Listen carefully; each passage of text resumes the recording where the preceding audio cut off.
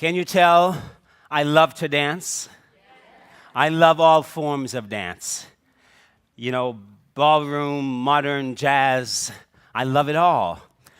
So in 2005, in May of 2005 actually, I went back to New York. It was around Mother's Day. My mom had never been to a live dance performance, so I took her to see the Alvin Haley American Dance Theater for Mother's Day. It was beautiful. It was more than beautiful. It was delicious. Of the dozens of dancers on stage that night, one stood out among the rest. Even before he walked onto the stage, he was out in the distance. And the way he looked, his mannerism, the look in his face, his body just captivated the audience. At least it captivated me. Then the way he walked on the stage, he floated across the stage. He was about 6 feet tall, shirtless, of course. Ladies, you would have loved it. Chiseled, sculpted body. But even more importantly than that was the way he moved that body, the way he undulated to the music as if he was communicating something with his body, as if his body was nothing more than an instrument, a vessel for what was communicated through him. He captivated me, he had me. From the moment, even before he walked onto the stage. Now, it was like we shared this soul-centered connection without him saying a word or without him doing a single step. Now, that's what I call presence.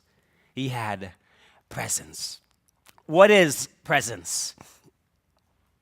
You don't have to answer. I just want you to percolate that in there for a second. What is presence?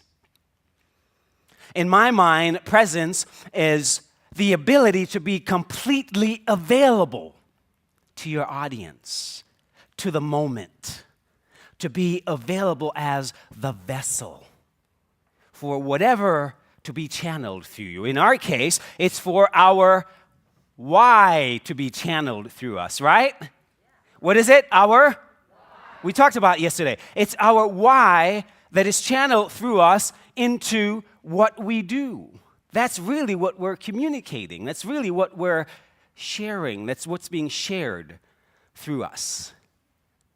So today I'm going to share with you 3 simple ideas that will help you as speakers to be more available to your audience.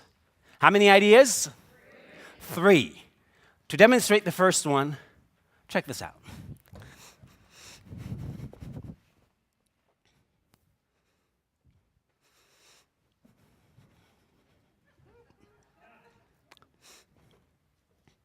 Hi, I'm Del Millers, and I'm here today to give a talk on presence.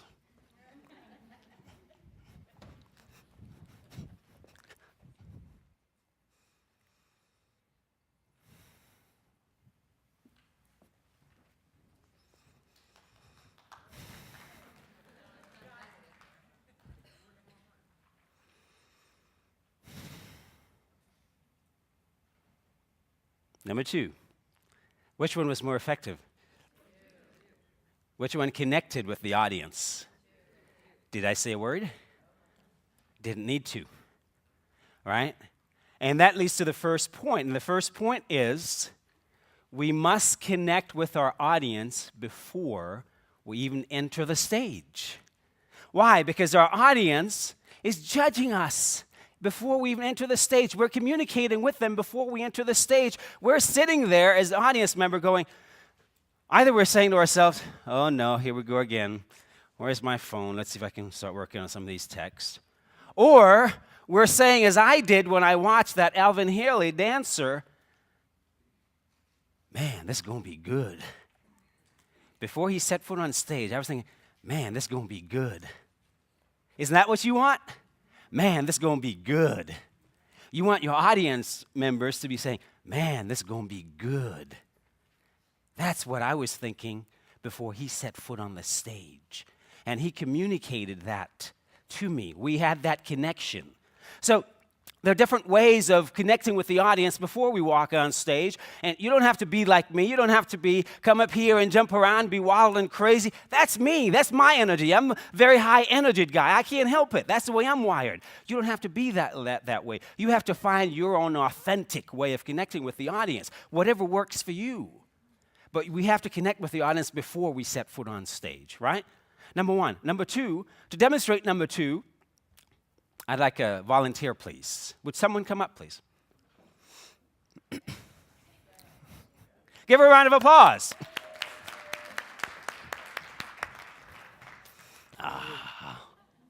Welcome, welcome.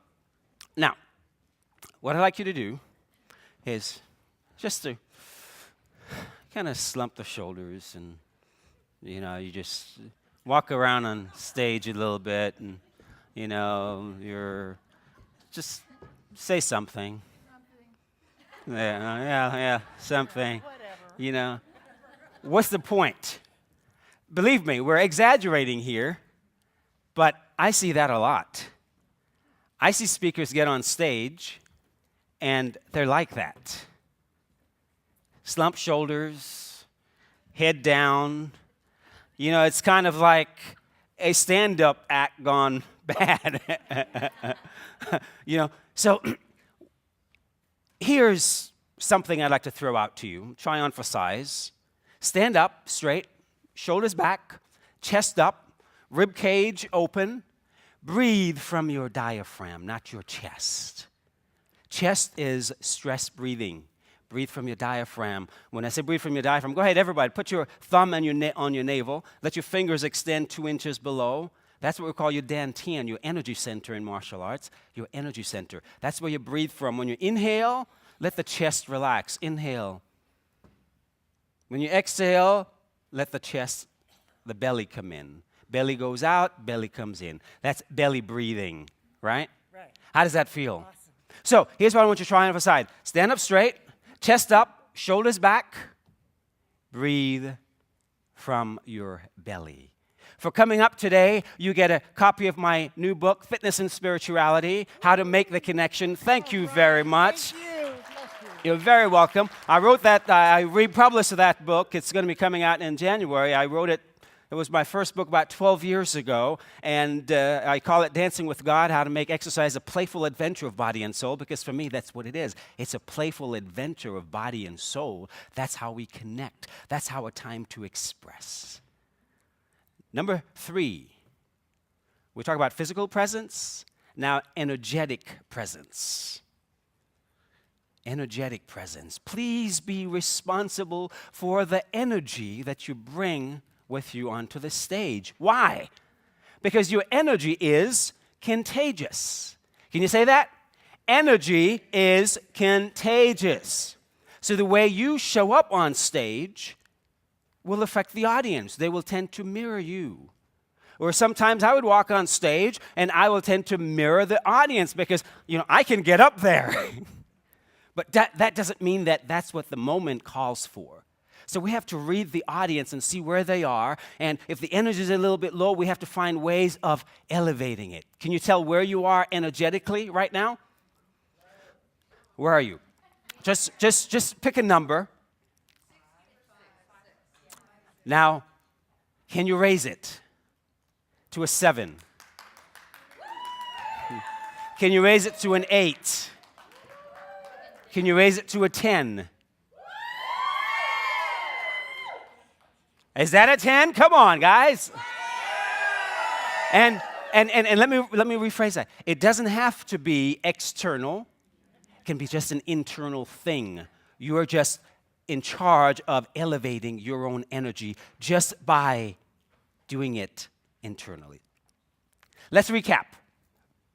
Number 1, connect with our audience before we set foot on stage. Number 2, your posture speaks. What is it saying about you? Your posture speaks. Physical presence. Have physical presence. Your posture speaks. How can you work on that? You can work on that by doing some work on yourself, strengthening your body. Do a little weight training. Do some exercise. Get your body strong. Get in touch with your strength. Feel your strength. Number 3, be responsible for your energetic presence because we have complete control of that, and our energy is contagious. Our energy is contagious. Most importantly, I want to leave with you the understanding that presence is, from my conception, the ability to be fully available to the moment, for whatever the moment calls for, to be fully available to the audience. It says, I am here to serve you. I am here for you. I am here to be available to you. That is what presence is all about. I'm Dr. Del Mills, and remember, you can make a difference tomorrow in 10 minutes today. So your challenge, my challenge for you today, is to pick one of the three and go out and practice today. Do something about it today. Not tomorrow, but today. Thank you very much, ladies and gentlemen.